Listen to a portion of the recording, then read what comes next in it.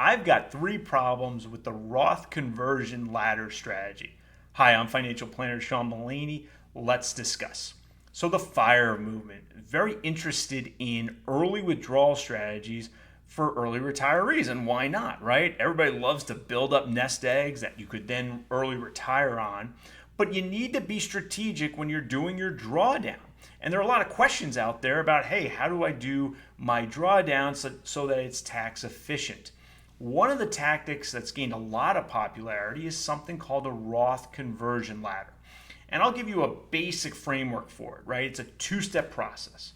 Step 1, years 1 through 5 of your early retirement, you take your old traditional retirement accounts, traditional IRAs, traditional 401ks, and you convert them annually to Roth accounts. And the idea is what we're going to do is we're going to pay low tax on that in years 1 through 5. And then those converted amounts every year will set up our living expenses, or at least some significant portion of our living expenses, 5 years down the road. So in year 1, I convert some traditional retirement accounts to Roth accounts, pay some tax on that. In year 6, I can access that amount tax and penalty free, and I live off that. Same thing with year 2. I convert some amounts to Roths, pay very little, if any, tax on that. And then year 7, live off that tax and penalty free. Same with year 3 and year 8, year 4 and year 9, and so on and so forth. And some of the more extreme versions of this strategy are shooting to essentially pay no tax in years 6, 7, 8, and 9 because you're just living off tax-free withdrawals of Roth conversions. Okay, so why might I have 3 problems with that strategy? And one thing I want to say before I get going with the 3 problems is for those reaching early retirement with only 5 years of assets in taxable accounts, the Roth conversion strategy may be the strategy, right? But for those with more than 5 years of taxable assets saved up, I question that second step of the Roth Conversion Ladder strategy where we're spending down Roth assets. And here are the 3 problems I've identified.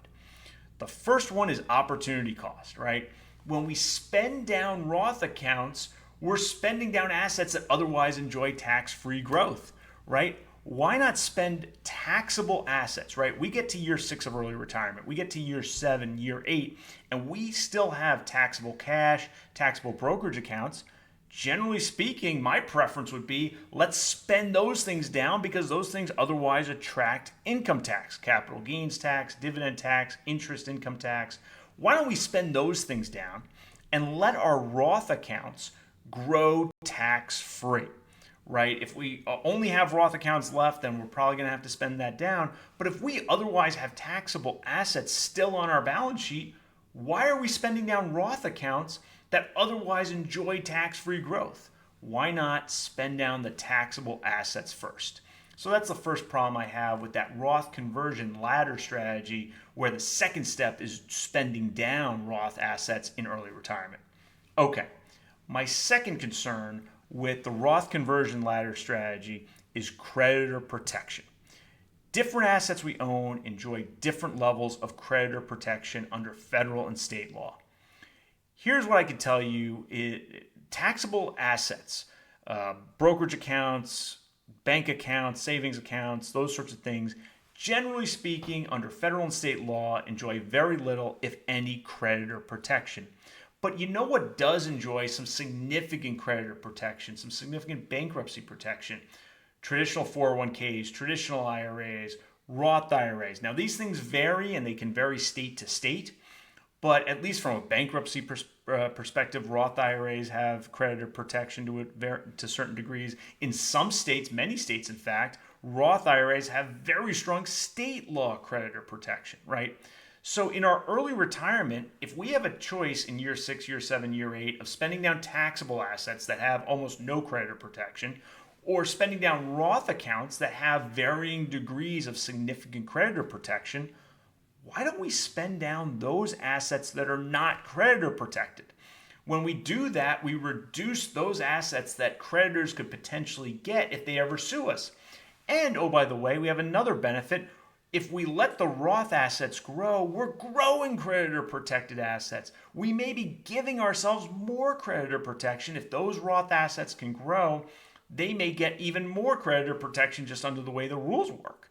So, everything else being equal, I got no problem with the Roth conversion step, but why are we spending down in early retirement our creditor protected Roth assets? So that's a second issue I have with the Roth conversion ladder strategy. The third problem I have is a problem with the more extreme version of the Roth conversion ladder strategy, where we're trying to pay zero income tax in year 6, year 7, year 8. Literally just live off of the Roth converted amounts from 5 years prior. Here's the thing. Some early retirees are going to need taxable income. Well, why the heck do I need taxable income? Are you on an Affordable Care Act medical insurance plan? If you are, you very well may need some significant taxable income because of something called the premium tax credit. The premium tax credit is a mechanism by which early retirees can get thousands of dollars of subsidies against their medical insurance premiums every year. So it can be very impactful to one's personal finances in early retirement. Here's the thing though, you have to have a minimum level of modified adjusted gross income or you don't qualify for those subsidies. So if our goal is to pay zero tax by getting our income super low because we're only living off Roth assets, that may create a problem from a premium tax credit qualification perspective.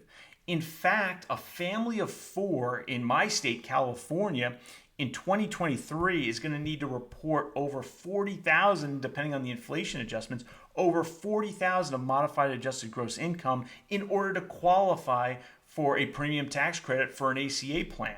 Without that level of income, they're going to go on Medi-Cal, which is California's Medicaid program, and that's an outcome many early retirees are going to want to avoid. So one of the ways we avoid that is by triggering some taxable income. How can we trigger some taxable income?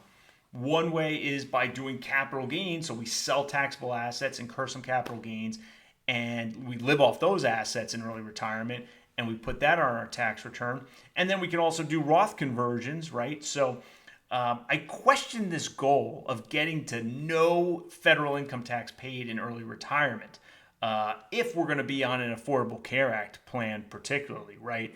I think there are going to be times where you really want to make sure you got some taxable income. So why live off tax-free assets in that particular scenario? So look, I do think the Roth conversion ladder strategy has merit, and I think it can be the right tactic in certain cases. But to say that it's just the be-all and end-all for most early retirees, I'm just not there. I think these 3 problems are real problems, and I think folks need to really think long and hard about their early retirement withdrawal strategies. Let me know what you think in the comments below. I hope you liked this video. If you did, please smash that like button and subscribe to my channel. I'll see you next time.